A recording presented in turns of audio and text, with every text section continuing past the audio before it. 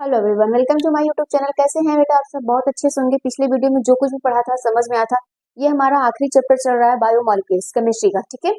तो अगर हम लोग बात करें तो न्यूक्लिक अम्ल में पढ़े थे कि न्यूक्लिक अम्ल क्या होता है, इसके बारे में समझेंगे। फिर उसके बाद हम लोगों ने देखा कि न्यूक्लिक अम्ल में क्या होता है, डीएनए और आरएनए होता है। तो न्यूक्लिक अम्ल किसे कहते हैं?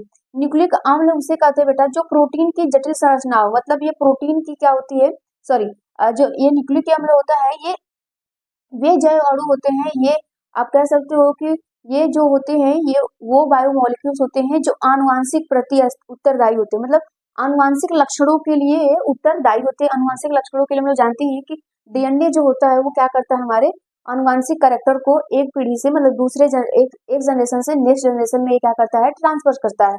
तो अगर मैं यहाँ पे बात करूँ तो इसके लिए क्या लिखोगे, इसका डिफिनीशन लिखोगे। अगर न्यूक्लिक अम्ल का लिखोगे तो यहाँ पे लिखना कि वे जैव अणु वे जैव अणु अणु किसके लिए होते हैं? वे जैव अणु जो आनुवांशिक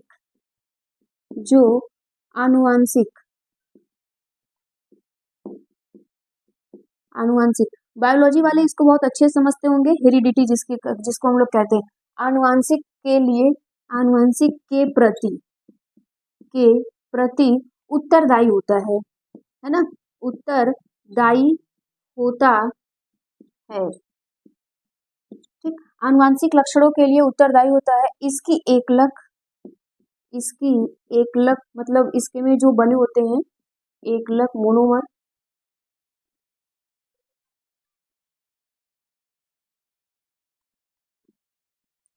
एकलक इसके एकलक क्या होते हैं?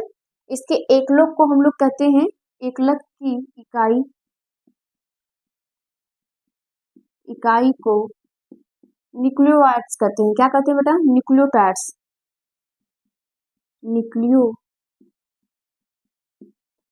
कहते हैं, न्यूक्लियोटाइड्स। ठीक है, यहाँ पे न्यूक्लियोटाइड्स कहते हैं।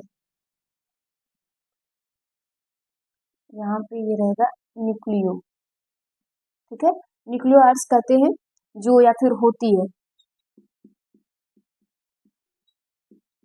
ठीक, अब अगर मैं बात करूं यहाँ पे डीएनए, तो इसमें डीएनए और आरएनए की हम लोग बात करें, अगर हम लोग यहाँ पे देखें कि डीएनए या फिर आरएनए की अगर हम लोग बात करें, डीएनए आरएनए की बात करें तो इसमें जो पेंटोज शर्करा होती है, डीएनए में पेंटोज शर्करा,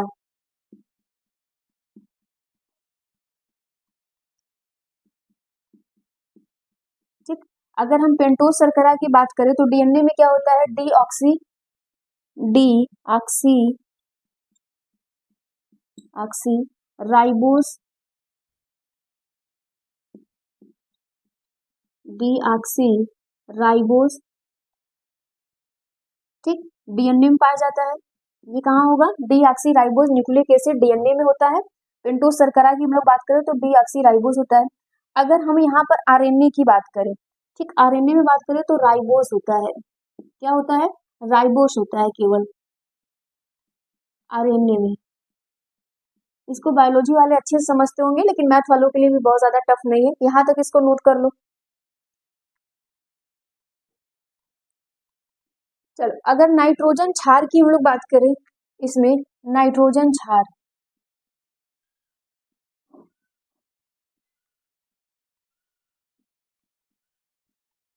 ठीक, अगर नाइट्रोजन क्षार की बात करें तो इसमें 4 क्षार होते हैं। बायोलॉजी वाले इसको समझ रहे होंगे, एडेनिन, गुआनिन, थाइमिन, साइटोसिन। ठीक, अब यहाँ पे देखना ध्यान से, अगर मैं बात करूं इसमें डीएनए में कौन कौन पाया जाता है और आरएनए में कौन कौन पाया जाता है। डीएनए और आरएनए सिमिलर होते हैं, बस एक चीज यहाँ पे चेंज हो जाता है। तो डीएनए में होता है एडेनिन, थाइमिन, गुआनिन, साइटोसिन, ठीक, और इसमें होता है एडेनिन, यहाँ पे थाइमिन, यूरेसिल और साइटोसिन हो जाता है। ठीक, इस प्रकार से ये होता है। यहाँ पे थाइमिन की जगह यूरेसिल होता है इसमें, और यहाँ पे गुआनिन हो जाता है। इसका नाम लिख लेना। इसमें होता है एडेनिन, ये सब नाइट्रोजिनस बेस है, ये सब क्या है, नाइट्रोजन मतलब नाइट्रोजन कंटेनिंग ये सब क्या है, क्षार होते हैं। एडेनिन हो गया और थाइमिन हो गया, गोयानिन हो गया और साइटोसिन। और आरएनए में क्या पाया जाता है, यहाँ पे एडेनिन और यहाँ पे थाइमिन की जगह पे क्या हो जाता है, यूरेसिल हो जाता है। बाकी गोवानिन साइटोसिन सब सेम होता है, ठीक, ये सिमिलर प्रॉपर्टीज होता है। अगर यहाँ पे हम लोग बात करें यहाँ पे फॉस्फेट समूह की, ठीक, दूसरा ये तीसरा हो गया फॉस्फेट समूह की हम लोग बात करें तो फॉस्फेट समूह में क्या होता है, यहाँ पे PO3 यहाँ पे 3 निगेटिव होता है, ये आपका फॉस्फेट समूह होता है, ये दोनों में पाया जाता है। और अगर यहाँ पे देखा जाए तो ठीक, और अगर यहाँ पे देखा जाए डीएनए और आरएनए की संरचना, इसकी डीएनए और आरएनए की संरचना,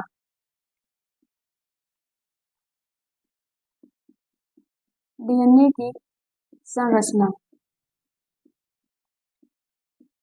अब देखो डीएनए की संरचना ये जानते हो तुम लोग, बहुत ज्यादा इसमें टफ नहीं है। यहाँ से जो क्वेश्चंस पूछे जाते हैं जिस प्रकार से, उस प्रकार से आपको बताया जा रहा है। देखो यहाँ पे डीएनए की जो संरचना आपसे पूछी जाएगी, ये डीएनए की संरचना हम लोग जानते हैं कैसे होता है।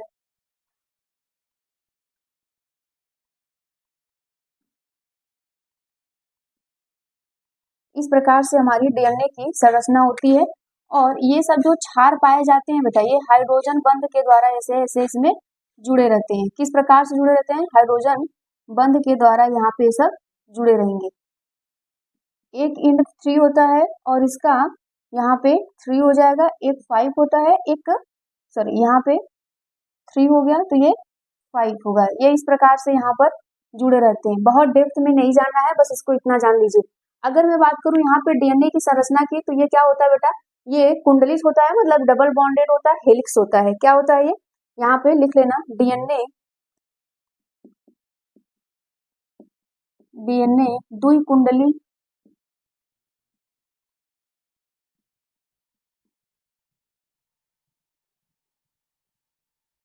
यहाँ पे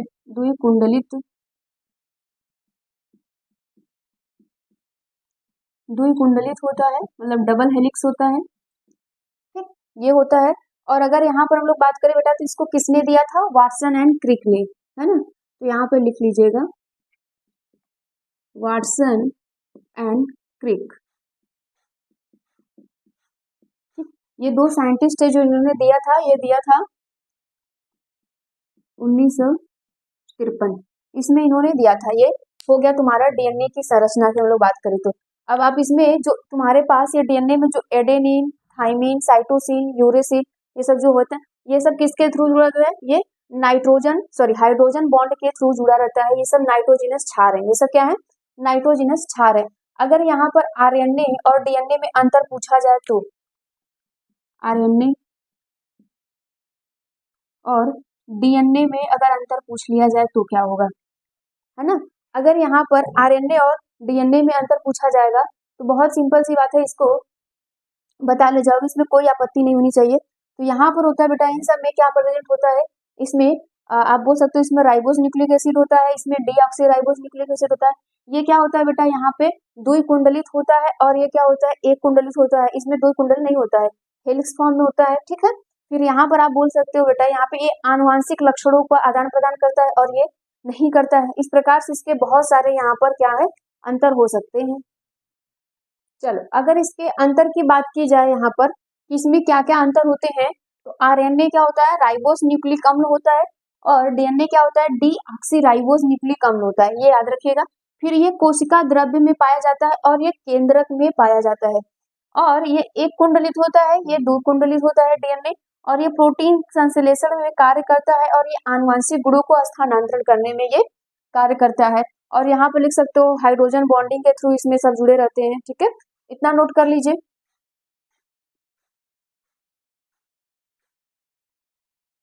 चलो अब हम लोग नेक्स्ट टॉपिक की बात करते हैं, डीएनए फिंगरप्रिंटिंग। डीएनए फिंगरप्रिंटिंग क्या होता है, ये सब क्वेश्चंस पूछे जाते हैं। अब देखो डीएनए फिंगरप्रिंटिंग क्या होता है, इसको समझने से पहले ये समझो कि डीएनए होता क्या है। तो डीएनए की अगर हम लोग बात करें तो डीएनए जो होता है वो प्रत्येक मनुष्य के शरीर में जो कोशिका होती है उसके क्या होता है, केंद्रक में उपस्थित होता है डीएनए। और डीएनए में क्या पाया जाता है, नाइट्रोजन क्षार पाया जाता है।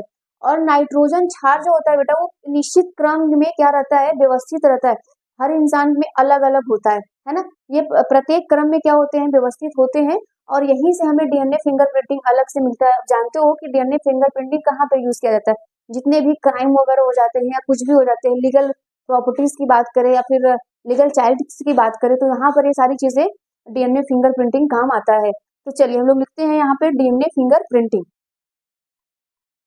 चलो अब देखो यहाँ पे डीएनए फिंगरप्रिंटिंग क्या होता है, तो लिखा गया है किसी मनुष्य के शरीर की प्रत्येक कोशिका के केंद्रक में उपस्थित डीएनए पर नाइट्रोजनी क्षारकों का एक निश्चित क्रम होता है, जिसे डीएनए फिंगरप्रिंटिंग कहते हैं।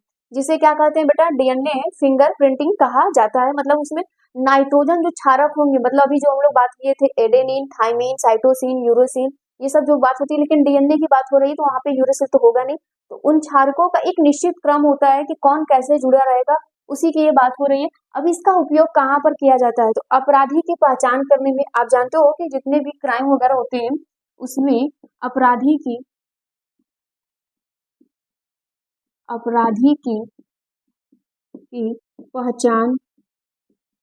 पहचान करने में,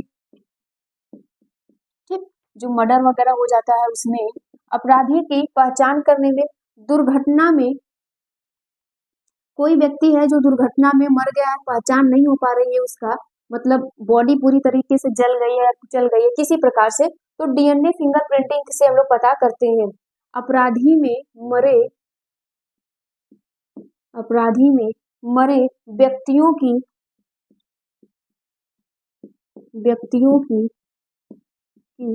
पहचान में, ठीक। फिर उसके बाद अगर इसमें बोला जाए बेटा, तो इसमें पैतृक लक्षणों के, है ना, ठीक है। तो यहाँ पे क्या लिख सकते हैं, पैतृकता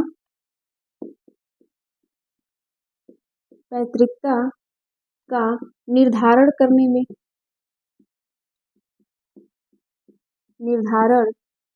में, मतलब आप किसी के बेटे हैं या नहीं है उसकी बात हो रही है, जब लीगल प्रॉपर्टी की बात आती है तब।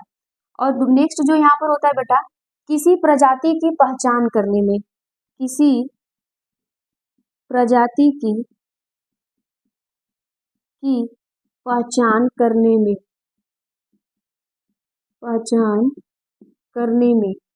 ठीक। ये होते हैं डीएनए फिंगरप्रिंटिंग का यूज। डीएनए फिंगरप्रिंटिंग बहुत एक बोल सकते हो कि बहुत अच्छा टेक्निक है, जिससे हम सारी चीजों को क्या कर सकते हैं, पता कर सकते हैं। लेकिन हालांकि हमारे इंडियन कंट्री में ये क्या होता है कि बहुत ज्यादा इसको अप्लाई नहीं करते हैं और प्रोसेस बहुत लंबा करने लगते हैं, इसलिए सारी चीजें नहीं होती है। लेकिन ये जो करने की वजह होती है बहुत ईजी होता है, ये किसी भी चीज को पकड़ने, जानने, पहचानने में बहुत आसान तरीका होता है ये डीएनए फिंगरप्रिंटिंग। ये बायोलॉजी वालों के लिए भी इम्पोर्टेंट है, और जो पढ़ रहे हो केमिस्ट्री में आ रहा है तो ये भी इम्पोर्टेंट है। अब नेक्स्ट हमारा जो टॉपिक आएगा बेटा वो आएगा विटामिन।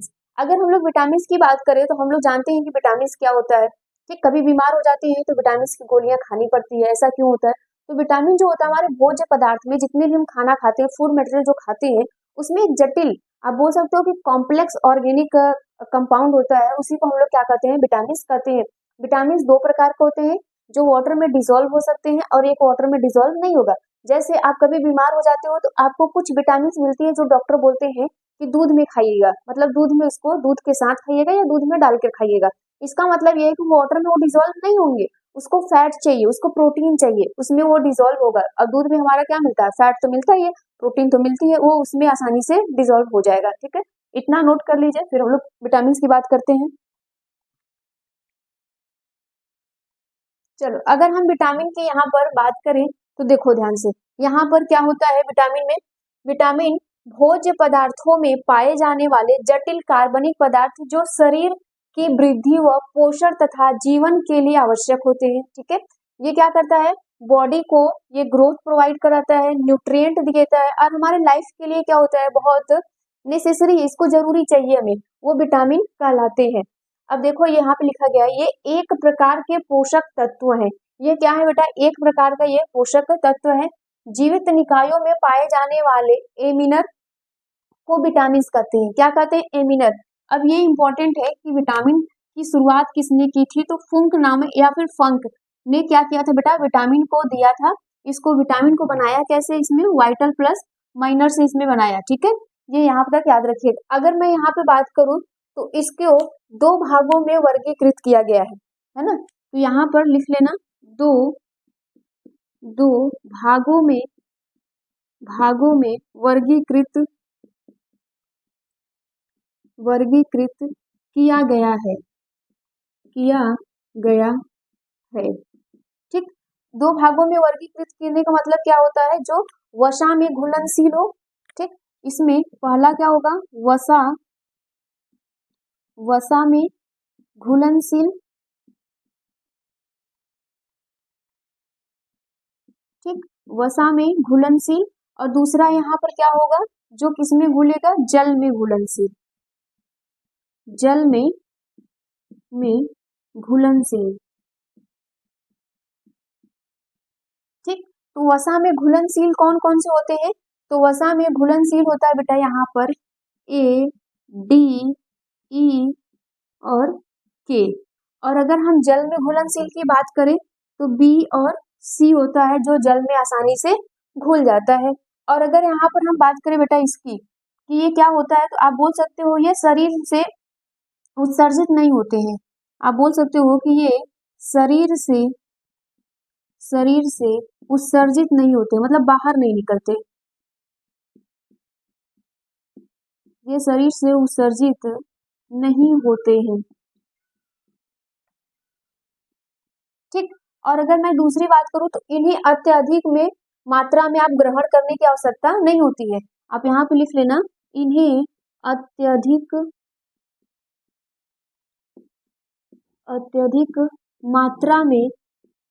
मात्रा में ग्रहण करने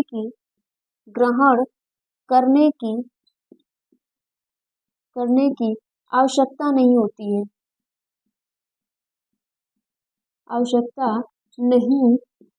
है, ठीक। और अगर हम इसकी बात करें तो ये क्या होता है बेटा, यहाँ पर जो हमारे पास यहाँ पर बी होता है, सॉरी, जो जल में घुलनशील होते हैं, आप इनके लिए ये लिख सकते हो कि ये शरीर से क्या हो जाती है बेटा, उत्सर्जित हो जाती है ना। तो यहाँ पर लिखिएगा, ये शरीर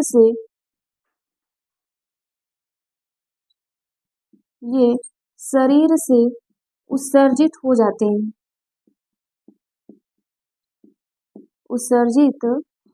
हैं, मतलब बाय द यूरिन, ठीक है, यूरिन के जरिए ये क्या हो जाते हैं, शरीर से बाहर निकल जाते हैं। और अगर मैं नेक्स्ट की बात करूं तो इन्हें नियमित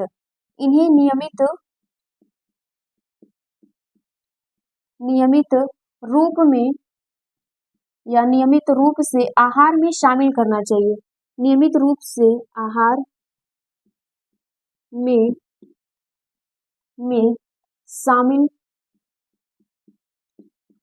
शामिल करना चाहिए,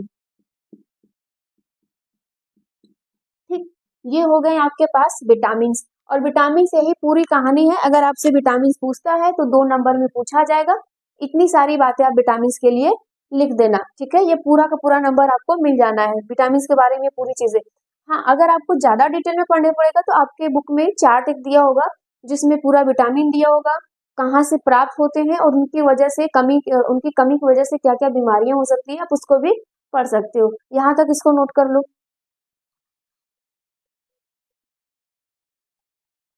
चलो, अगर मैं यहाँ पे हार्मोन्स की बात करूं बेटा, तो देखो हार्मोन्स क्या होते हैं, बोला जा रहा है कि हार्मोन्स ये शरीर में अंतःस्रावी, मतलब एंडोक्राइन, क्या होता है बेटा, एंडोक्राइन ग्रंथियों से ये निकलते हैं, मतलब अंतःस्रावी ग्रंथियों से ये निकलते हैं, विशिष्ट कोशिकाओं द्वारा उत्पन्न रासायनिक पदार्थ है।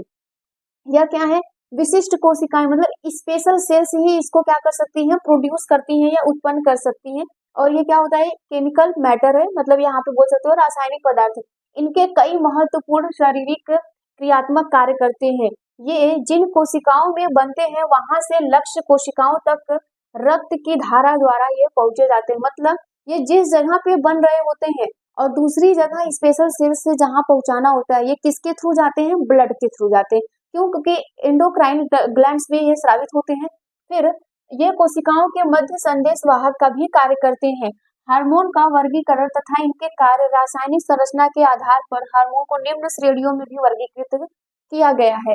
ठीक है। तो हार्मोन्स होता है हमारे बॉडी के लिए बहुत इंपॉर्टेंस। अगर हमारे बॉडी में हार्मोन्स ना हो तो हम कई सारी चीजों से डिफॉल्टेड हो सकते हैं, मतलब हमारे बॉडी में डिसऑर्डर आ सकते हैं। समझ में आ रही है बातें? तो देखो, अगर मैं यहाँ पर बात करूं बेटा, समझो यहाँ पे, अगर मैं यहाँ पे प्यूटिटरी ग्लैंड की बात करूं, ठीक है।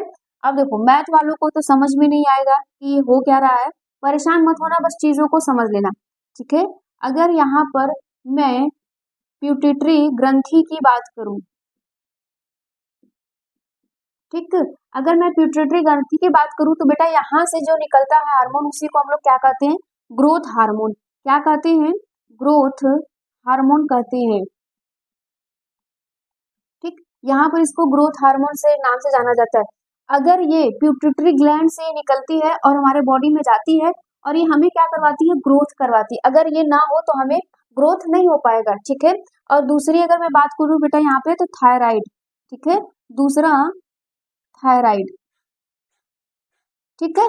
दूसरा अगर मैं बात करूं तो थायराइड ग्रंथि से हमें क्या निकलता है? थायरोक्सिन निकलती है। क्या निकलता है बेटा यहाँ पे? थायरोक्सिन, ठीक है। यहाँ से हमें क्या दिखाई देता है? थायरोक्सिन दिखाई देता है यहाँ पे, ठीक। अब यहाँ पर अगर मैं यहाँ पर बात करूं नेक्स्ट की, तो मैं बात करूं जैसे कि यहाँ पर अग्नाशय की बात कर लूं, ये सारी चीजें, तो यहाँ पर कई सारे होते हैं। जैसे पैराथायराइड की बात करूं, अगर मैं यहाँ पर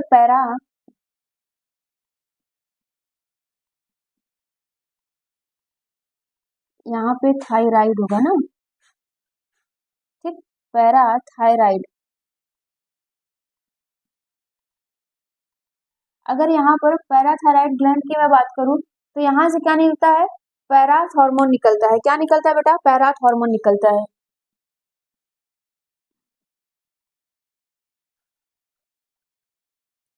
पैराथ,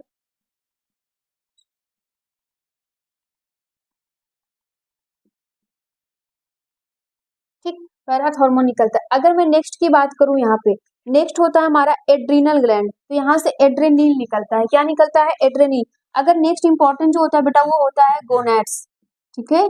यहाँ पर क्या होता है? गोनैड्स की मैं बात करूं तो अगर निकलता है तो, अब देखो यहाँ से जो गोनैड्स हार्मोन होते हैं, यहाँ से निकलने वाला जो होता है, एक मेल में होता है, एक फीमेल में, ठीक। एक मेल की बात हो रही है, एक फीमेल की बात हो रही है। अगर मैं मेल की बॉडी से बात करूं तो यहाँ से निकलता है टेस्टोस्टेरॉन, ठीक है। यहाँ से क्या निकलता है बेटा? टेस्टोस्टेरॉन निकलता है ना, स्टेरॉन, टेस्टोस्टेरॉन। अगर मैं यहाँ पे फीमेल की बॉडी से बात करूं तो यहाँ से निकलता है एस्ट्रोजेन, एस्ट्रोजेन निकलता है। और यहाँ पे निकलता है प्रोगेस्टेरॉन,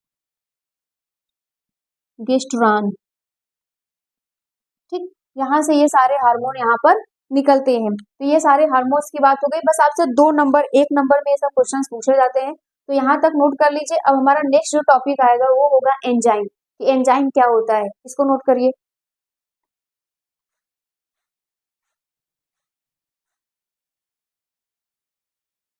चलो, अब देखो एंजाइम की बात हो रही है, तो एंजाइम क्या है?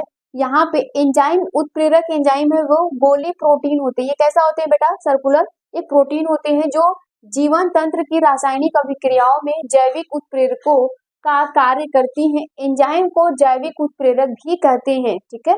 अब यहाँ पे बायो कैटलिस्ट भी होता है ये, क्योंकि ये जैव रासायनिक अभिक्रियाओं में विशिष्ट उत्प्रेरक की भांति कार्य करते हैं। मतलब जितने भी अभी तक हम लोगों ने पढ़ा है, जैविक कार्बोहाइड्रेट, प्रोटीन, विटामिन, हार्मोन से जितने भी, बिना इन सब के ये क्या होगा? परफॉर्म नहीं होगा।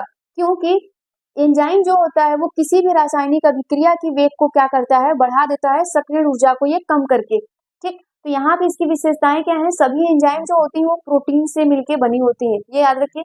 फिर कम मात्रा में ही प्रभावी होती है, इसकी थोड़ी सी ही मात्रा क्या कर देगा? रिएक्शंस को कंप्लीट कर देगा।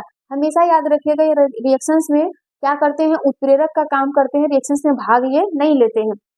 एंजाइमों की प्रकृति विशिष्ट होती है, अर्थात ये कहने का मतलब ये होता है कि ये किसी विशिष्ट अभिक्रिया को ही उत्प्रेरक करते हैं। ऐसा नहीं है कि इसका जब मन किया तब उत्प्रेरक कर दे, नहीं, एक विशिष्ट अभिक्रिया के लिए ये क्या करेगा? उत्प्रेरक करेगा। अभिक्रिया के वेग को ये क्या कर सकता है, बढ़ा देता है। तो आपका ये चैप्टर बायोमोलिक्यूल्स खत्म हो गया है। कोई भी डाउट होगा बेटा तो कमेंट में जरूर बता देना, ठीक है। इसको यहाँ तक नोट करो जल्दी से पहले। अब देखो ये क्वेश्चंस हैं जो क्वेश्चंस पूछे गए हैं बेटा, ये सब 24-25 के सब सारे क्वेश्चंस पूछे गए हैं। देखो इसी प्रकार से आपसे क्वेश्चंस पूछे जाएंगे। पेप्टाइड बंध क्या है, इनका वर्गीकरण कीजिए और हमारे जीवन पर इनके महत्व को समझाइए। पेप्टाइड बंध कहाँ पे पाया जाता है तो आपको पता होगा ना, पेप्टाइड बॉन्ड जो होता है प्रोटीन के लिए होता है। अगर हमारे बॉडी में प्रोटीन नहीं होगा तो हमारे लिए क्या क्या हो सकती है, क्या सारी चीजें उत्पन्न हो सकती हैं, ये सारी चीजें आप लिख लेना यहाँ पे। प्रोटीन की प्राथमिक तथा द्वितीय संरचना बनाओ, नहीं पता है प्राथमिक संरचना क्या होती है बेटा, ये लीनियर होती है, थ्रेड लाइक स्ट्रक्चर होता है। और यहाँ पे सेकेंडरी स्ट्रक्चर की अगर हम लोग बात करें तो एक हेलिकल होता है, एक सीट के फॉर्म में होता है, जैसे अल्फा हेलिकल होता है और बीटा सीट के फॉर्म में होता है ना। और अगर यहाँ पे बात की जाए प्रोटीन क्या है, उनके स्रोत लिखिए, प्रोटीन की प्राथमिक संरचना लिखिए, शरीर में प्रोटीन के मुख्य कार्य लिखिए। मतलब ये लॉन्ग क्वेश्चन में आए गए हैं, मतलब 3, 4, 5 नंबर के क्वेश्चन आपके आते हैं। जिस प्रकार से भी आया बेटा आपको पढ़ाया सब कुछ गया है, आप नोट कर लेना। ये चैप्टर आपका फिनिश हो गया, मतलब आपकी पूरी केमिस्ट्री खत्म हो गई। अब आपके पास टाइम है, रिवीजन करो, प्रैक्टिस करो। जो भी डाउट हो उसको कमेंट में जरूर बताइएगा। Thank you.